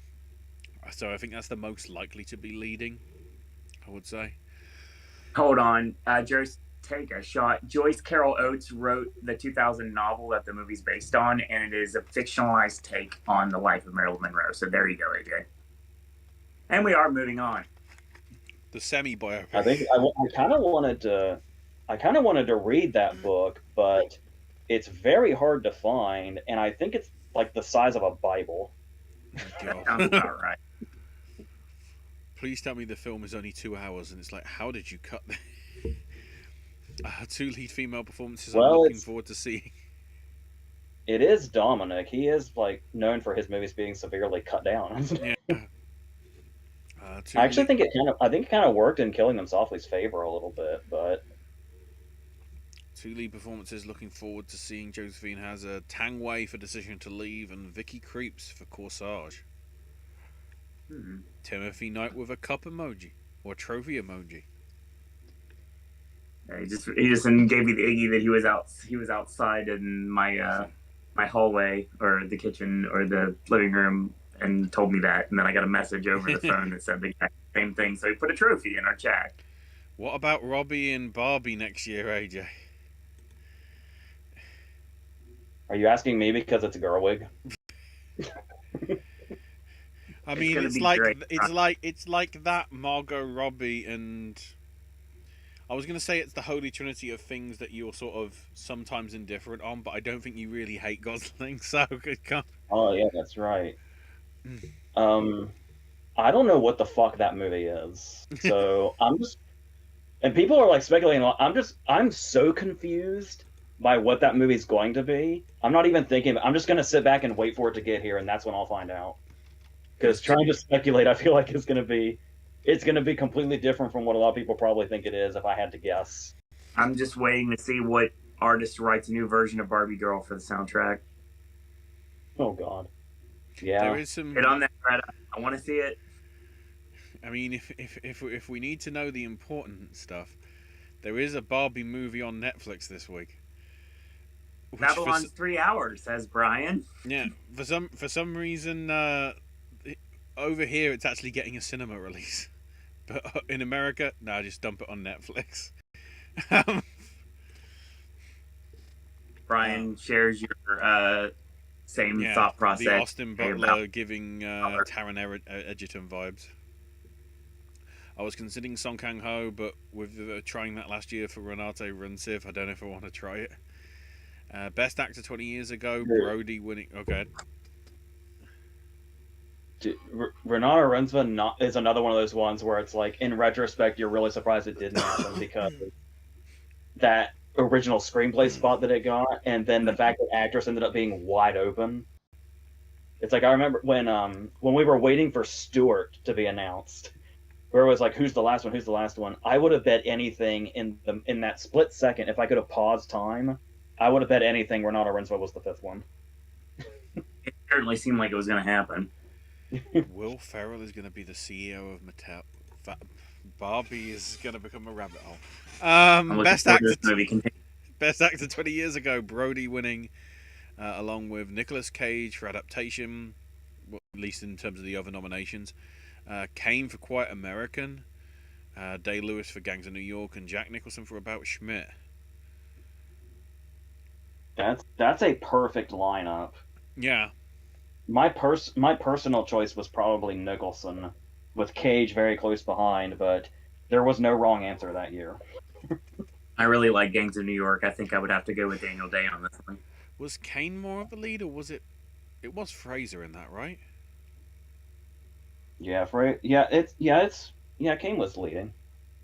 Definitely. As of now, I'm confident in Jackman, Fraser, and Farrell, but having trouble figuring out the other two. A lot of people are predicting Cacho because Inarritu gets his actors in often, but trends are meant to be broken. I'm surprised more people don't have Diego Calva for Babylon. He was a cut on my lineup too. He's another person I thought about putting into my list, and I kind of bumped him out at the last minute. So I don't think I'll regret that, but maybe I will. Who knows?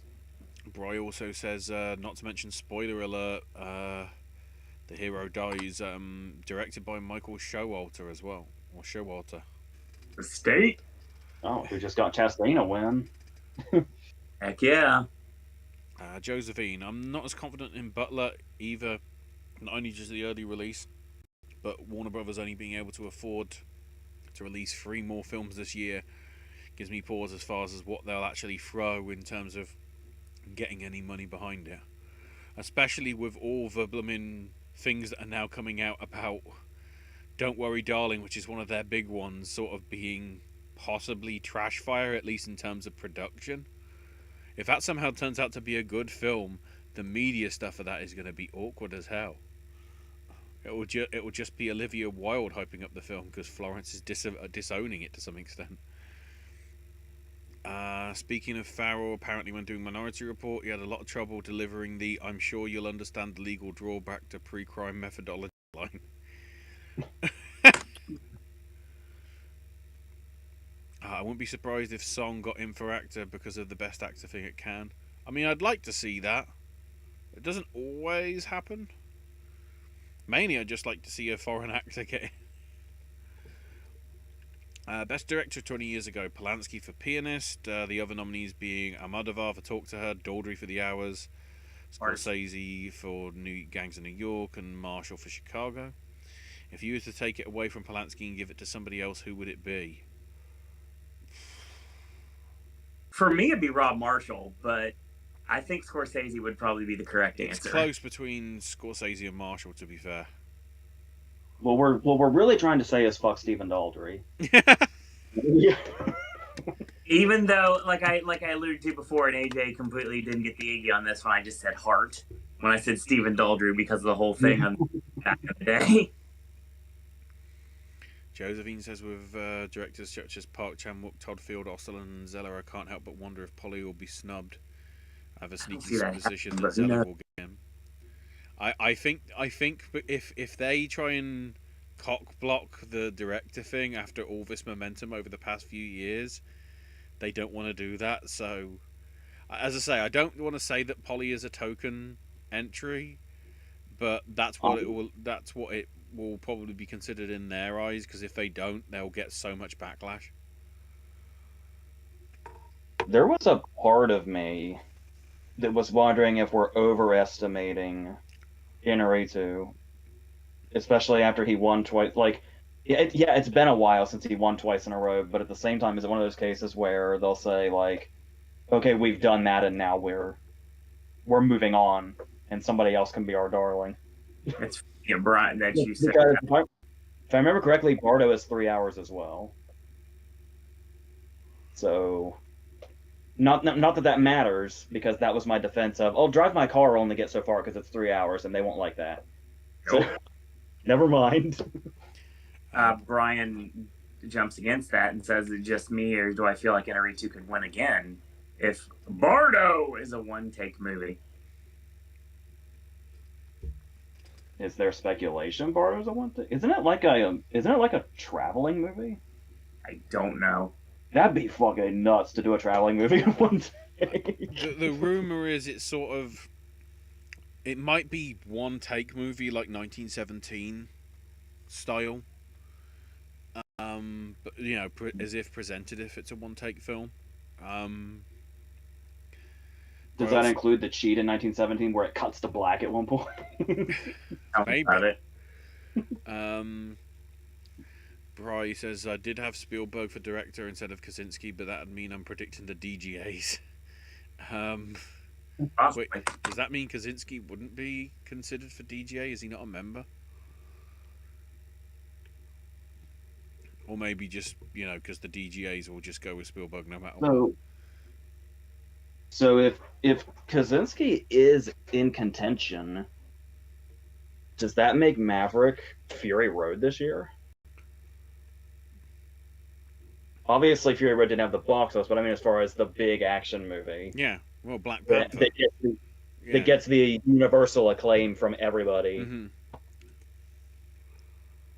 As I say, the blockbuster, if it makes like, 200 to 300 million, that's sort of the populist one.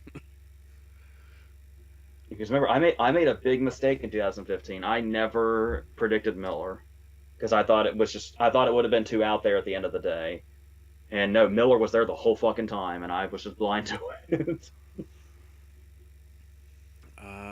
Josephine says, obviously a woman. I don't like the desperate need to get women nominated each year. I mean, nominate them when they deserve it, but nominating out of pressure or guilt feels unearned. I mean, I would have put her in there anyway, to be fair. But I just somehow do feel that that's the spectre that now hangs over the Academy. That they need to have more diversity in their nominations. I mean, we saw what it did. We saw what it did to the Globes. It became a Twitter feed for a year. We'll see how it goes this year because I think we're back on television, maybe. But by the way, shout out when we're talking about our women director nominations. I don't even know what made it pop into my head. Something reminded me, but there was a point in time recently where I was literally just for like a second thinking about.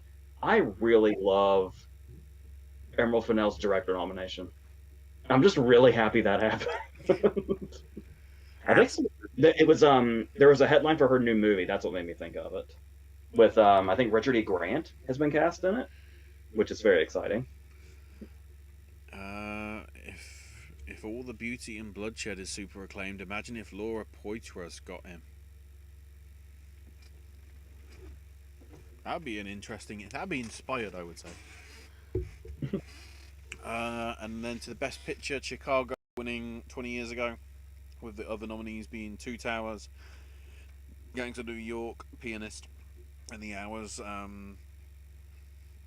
If there was a field of 10, I think the other ones would have probably been About Schmidt, adaptation, Far From Heaven, Talk to Her, and then the last lot would be either Road to Perdition or Catch Me If You Can. So that's probably fair. Can we just toss out Two Towers and put them both in?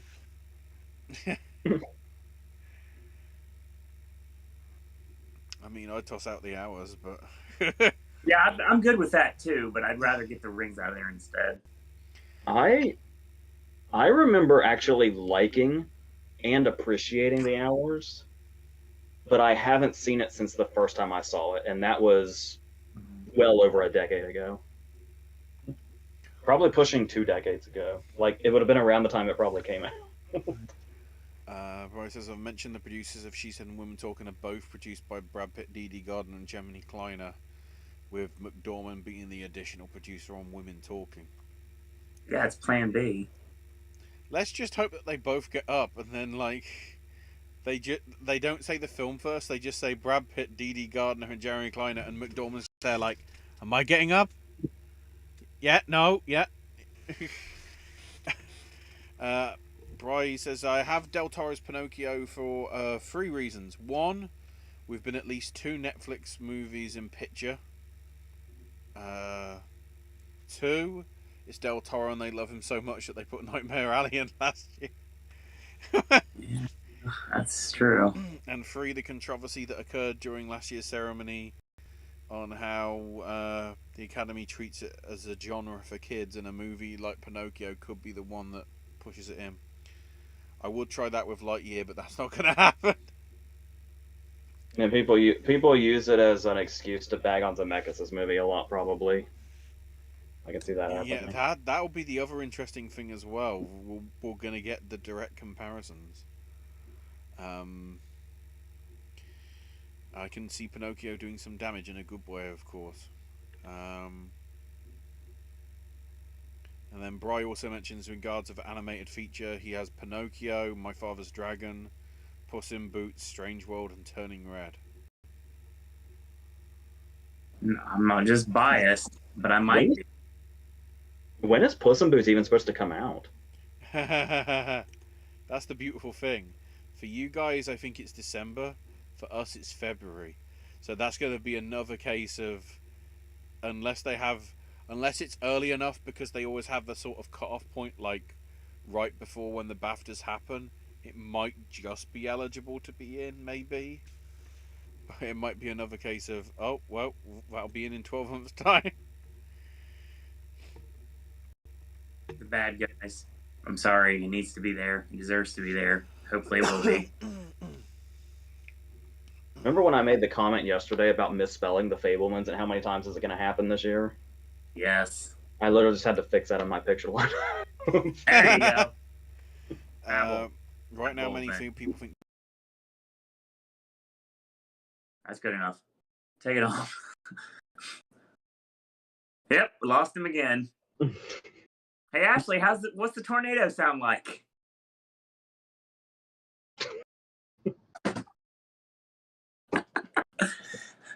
Take it home.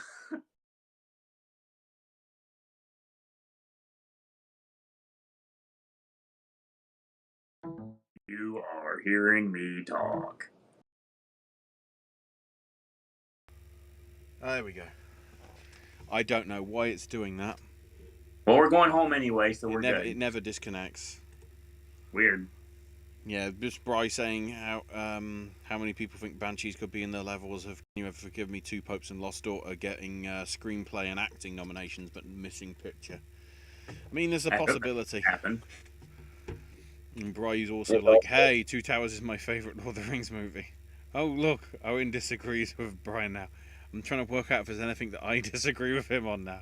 So the trifecta is complete or something. Yeah, water. It's also useful. When I was saying, like, be sure you spell the Fablemans correctly throughout the year, and you were using Babel as an example to remember that it's EL. Yep. It's like that's easy to remember because NUH is right here also. So it's all another B word. It's called Bardo. I swear, the next time I'm either gonna have a picture of Birdo from bloody Super Mario Brothers 2, or a picture of Bridget Bardo, or switch between the two of them every month. He'll be like Bardo, Birdo, Bardo. So it's the new Uma Oprah for 2022. Or I might just get a picture of Eric O. I'm not going to provide a picture of Eric O. He's a real person. So yeah, still lives in California. I assume he's referring to the director, Eric. Sure. How do we know they're not the same person? Have you confirmed this?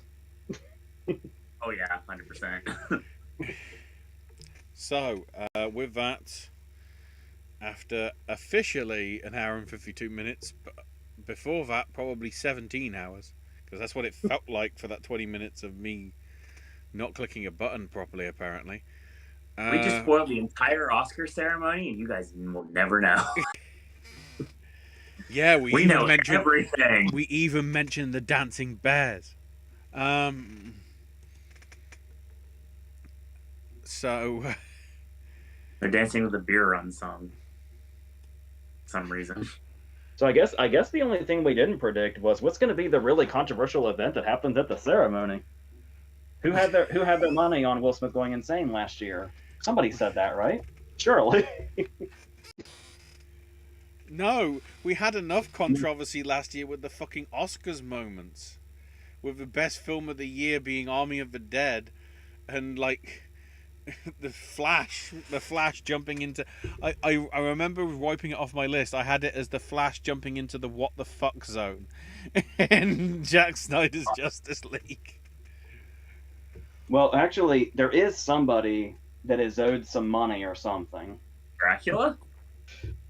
There was that case where I guess a lot of people were shitting on Will Smith's speeches, like at Critics' Choice and SAG and stuff like that. I was loving his speeches. I don't know what that was about, but I do remember seeing something online where it was random predictions for the ceremony, and somebody's response was just, Will Smith will do something cringy. And it's like, I think that guy's close enough. Yeah. And it got me a really great performance from Chris Rock live too. That was great. Considering that Barbie is Warner Brothers, and given who it's co-written the script, if he wins for anything, if Baumbach just goes, "Fuck Warner Brothers," that'll be.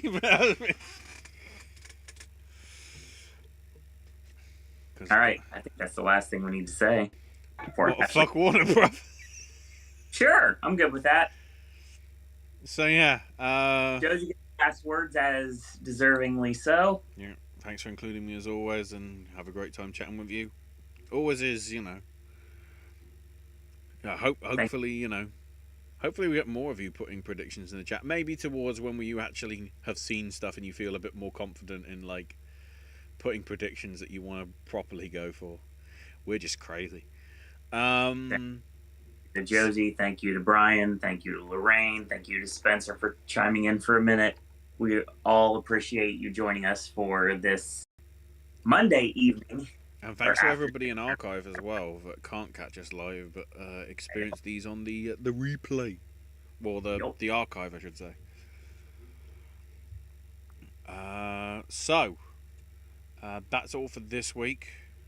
We will be back next week, Monday, to do our Q&A thing, where we'll be, I guess, discussing some of the early buzz for some of the stuff that's showing at the festivals, because a few of them will have premiered by then, as well as other stuff.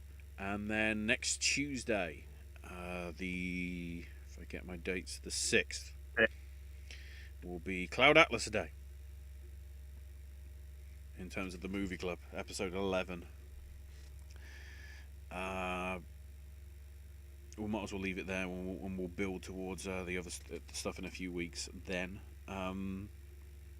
AJ's got a whole bunch of movie reviews and verses on the way. Verses, certainly. A whole bunch of remake and original comparisons and all that coming up. Is my snack stash up? Nope. I've been working today. It's my last official day.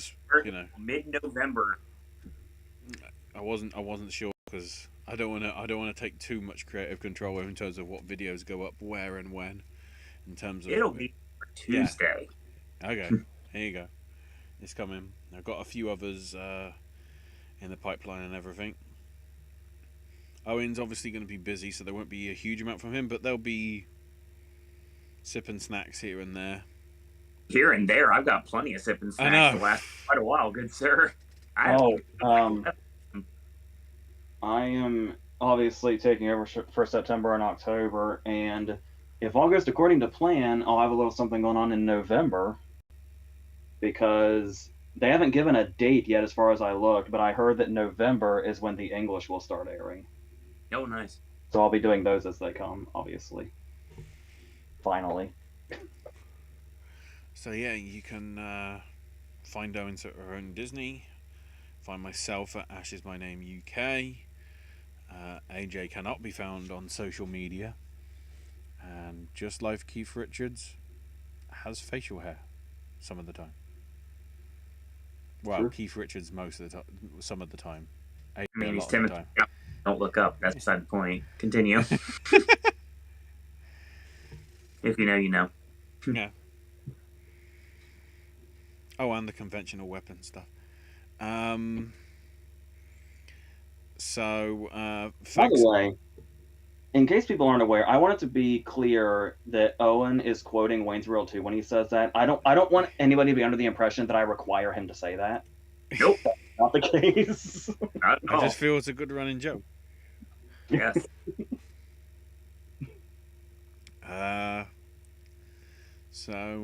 Yeah, thanks everybody live and on archive.